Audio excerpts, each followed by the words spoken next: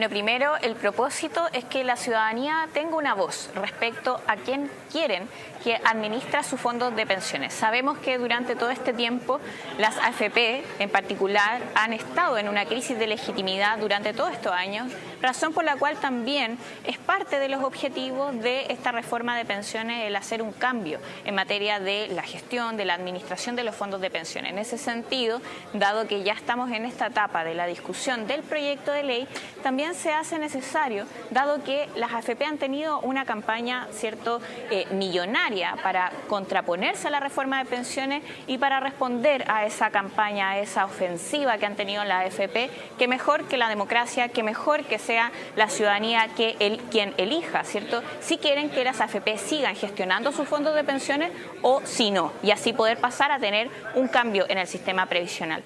Sí, diputada, en el fondo aquí son parte de los acuerdos que podrían llevarse en la tarea legislativa, uno ve como ciudadano.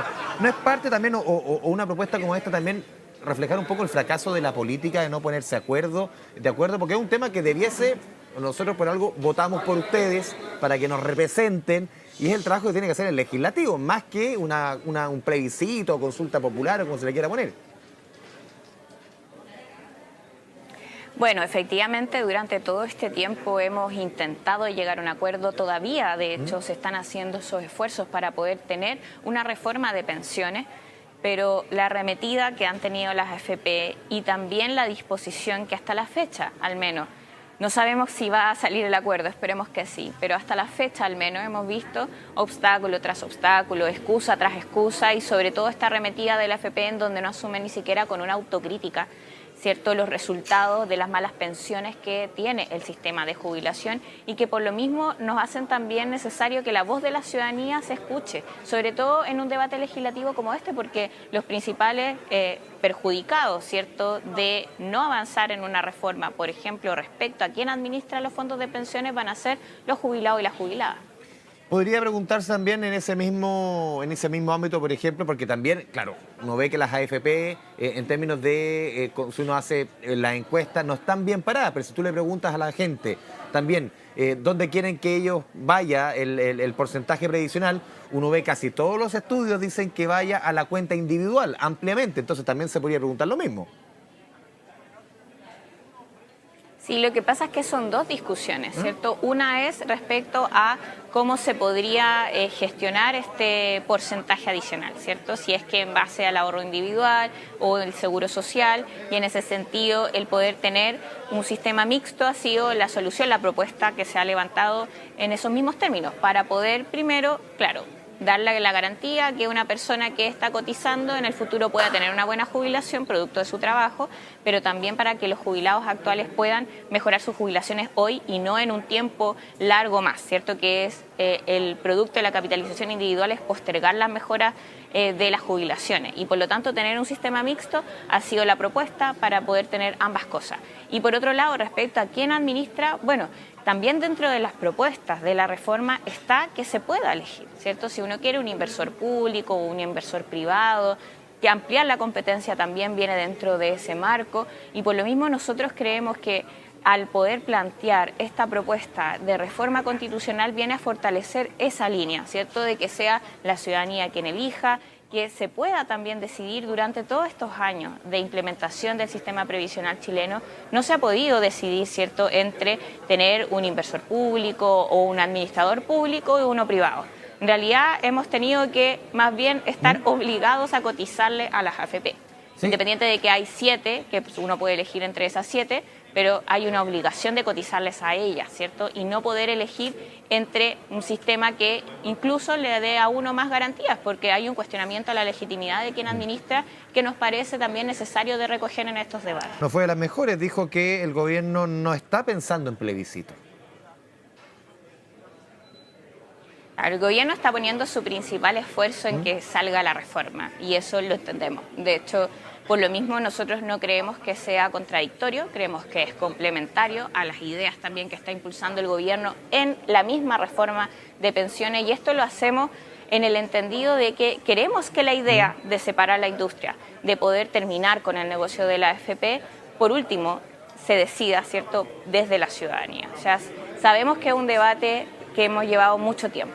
esperamos que la reforma salga para poder aumentar las jubilaciones de las personas, pero también esperamos que este debate sobre la separación de la industria no se esconda debajo de la alfombra, que se enfrente, ¿cierto? Y aquellos que han dicho durante todo este tiempo, la misma AFP, esto suena súper irrisorio, las mismas AFP hacen campaña diciendo que la gente elija, ¿cierto? Que tú elijas.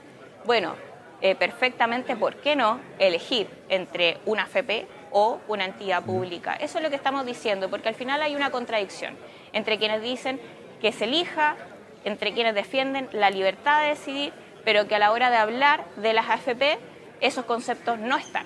Y por lo tanto, en realidad, ahí no son libertarios, ahí no son defensores de la libertad de elección cuando tocan el negocio de las AFP. Eso es lo que nosotros estamos también poniendo en evidencia, esa contradicción que ha existido durante todo este tiempo. Sí, diputada, en el Senado, la discusión en el Senado se citó justamente a una comisión técnica de expertos para que ellos propusieran ideas y pusieran arriba de la mesa un informe, que lo hemos conversado otras veces, para un insumo más para el debate. Y dentro de la competencia necesaria que necesita el sistema, ellos proponían varios temas, por ejemplo, el tema de la licitación de stock, que es un tema, pero nunca, o por lo menos no propusieron esta vez, el tema de la separación de industria.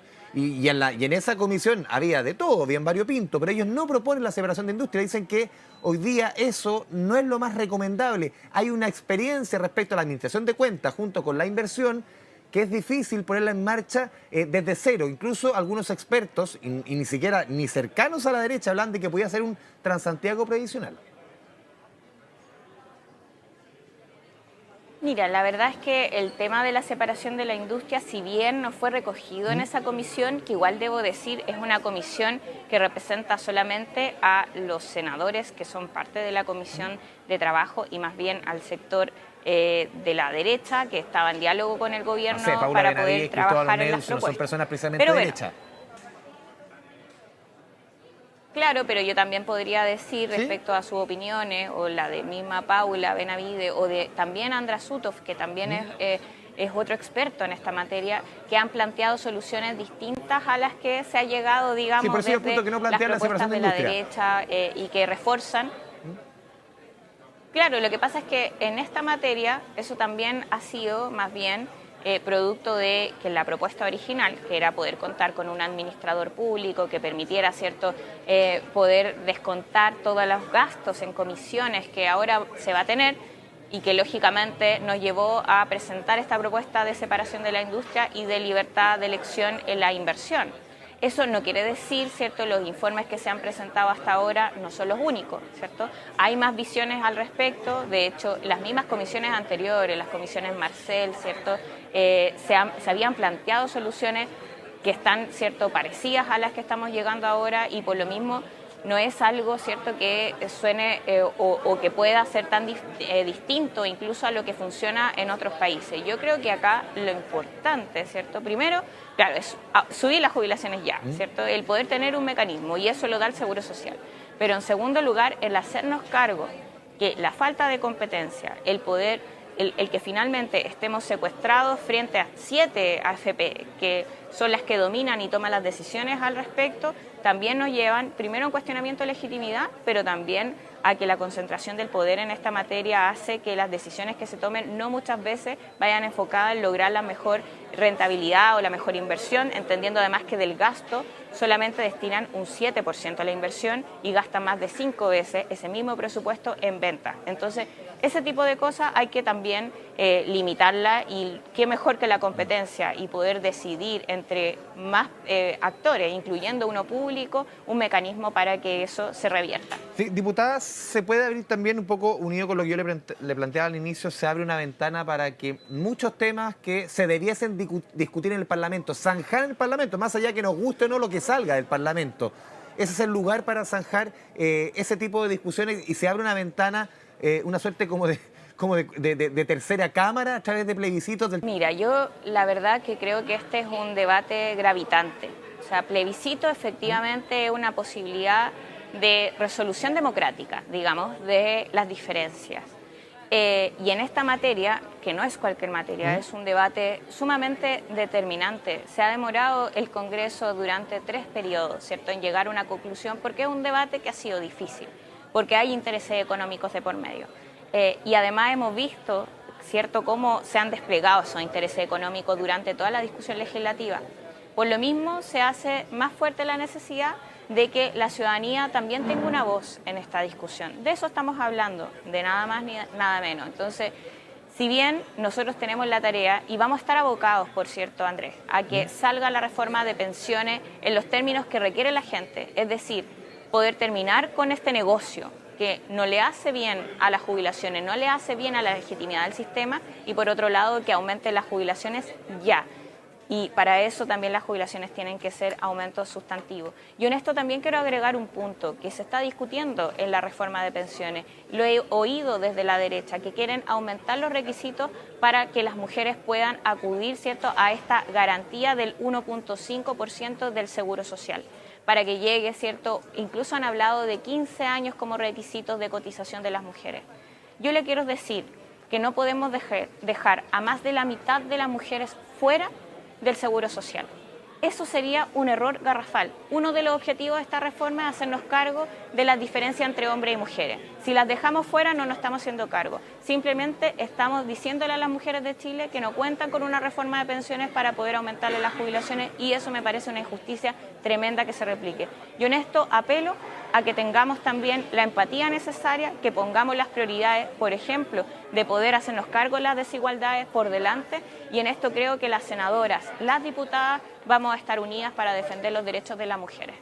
Diputada, yo más la quiero llevar a otro tema, a la bullada y fallida venta de la casa del expresidente Salvador Allende de Guardia Vieja. Hoy se aprobó esta comisión investigadora en la Cámara para investigar todo lo sucedido. También se formalizó este recurso al TC de parte de republicanos para, en el caso de la senadora Isabel Allende, inhabilitarla y que cesen sus funciones. ¿Cómo recibe usted esas dos noticias? Mira, lo que pasa es que yo he visto cómo una y otra vez el Partido Republicano emprende acciones, ¿cierto?, que en realidad yo no veo el propósito realmente de poder investigar, de poder evitar, prevenir este tipo de situaciones, o inclusive de que realmente se hagan cargo de las responsabilidades políticas, porque acá responsabilidades políticas respecto a este asunto ya se tomaron carta en el asunto, salió nada menos que una ministra del cargo para asumir esa responsabilidad, y eso es como si no fuera nada para ellos. Y no solamente están contentos con la comisión investigadora que acá tenemos, hacen puntos continuos y van al Tribunal Constitucional. Entonces, ¿qué es lo que se busca? Se busca tratar de que la discusión pública sea sobre este tema, y quizá porque les molesta tocar otros temas que son más peliagudos para ellos, por ejemplo, la reforma de pensiones. Entonces, en ese sentido, está bien, tienen todas las facultades para poder hacer comisiones investigadoras. Es parte también de las facultades que tenemos todos los parlamentarios. Lo único que pido es que también estemos para discutir de las propuestas legislativas, de los intereses que tiene la ciudadanía, y no solamente de emprender actos porque quieren contravenir al gobierno y tratar de que toda la discusión se la lleve eso. Sí, diputada, uno, claro, lo ha dicho, por ejemplo, el presidente del Colegio de Abogados, exministro del TC, también parlamentarios de su sector, tanto el socialismo democrático como del Frente Amplio, de que aquí hubo y se cometió una inconstitucionalidad y hay un reglamento, obviamente, que dice claramente lo que debe suceder. ¿Por qué en el caso de Isabel Allende, la senadora del Partido Socialista, no debiese correr lo que dice la Constitución? Y lo han dicho diversos, no solamente digo especialistas, que aquí se firmó un contrato, hay un formato de compraventa, se firmó ante notaría, o sea, se cumplen los requisitos. ¿Por qué debiese ser distinto en el caso de Isabel Allende? No es porque sea Isabel Allende, sino, y también he visto opiniones de otros juristas, de otros expertos en derecho administrativo que señalan otra cosa, porque estamos hablando de un contrato no entre civiles, sino que un contrato con el Estado de Chile. Y en ese sentido, ¿cuándo se entiende, cierto, que se celebra el contrato? Cuando se suscribe y se hace el acto final de suscripción. Y en ese acto final es el que no ocurre. Entonces acá hay una diversidad de opiniones también jurídicas, no es que solamente exista una. Estoy de acuerdo con que esto no debió haber ocurrido, me parece inclusive que esta falta a la constitucionalidad se debió haber prevenido, ¿cierto?, desde distintas actorías, ahí quizás también el rol de los abogados, en fin. pero acá ya se tomó una decisión por parte del gobierno respecto a perseguir responsabilidades políticas y ya se asumieron. Entonces, está bien, ya cree que es llevaron el suficiente escrito con la al salida de la ministra de Tribunal Bienes Constitucional y el Tribunal Constitucional tendrá que... Yo creo que es suficiente respecto a las responsabilidades políticas y bueno, será el Tribunal Constitucional el que se refiera a la situación de la senadora Allende, pero en esto, como te decía, yo he visto opiniones distintas jurídicas y también hay argumentaciones loables y legítimas que indican que no se celebró el contrato y que más bien estaríamos frente a la falta de la suscripción final, que sería la que en el fondo nos daría con esa situación. Diputada Gael Llomas, le agradecemos este espacio, esta conversación con Canal 24 Horas. Que tenga una buena tarde. Muchas gracias a ustedes, que estén bien.